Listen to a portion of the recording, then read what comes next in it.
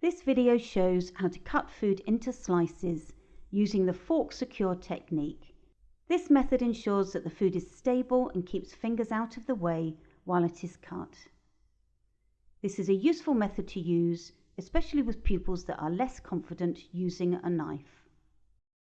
Make sure that the most stable surface of the food is face down on the chopping board so that it doesn't wobble whilst being cut. Firmly place the fork into the food to hold it securely on the chopping board. Continue holding the fork in one hand, judge the thickness of the slice you want, and then slice across using the knife. Schools vary how they manage knives, with some counting them out and back in, and others having them in drawers or cutlery trays. Schools often have different sized knives. Check what is an appropriate size for the hands of the pupils. Pupils must be taught how to use knives safely, as well as walking with a knife carefully. In many schools, whiteboards are used, with red boards being used for raw meat. In catering, a green chopping board is used for salads and fruit and vegetables.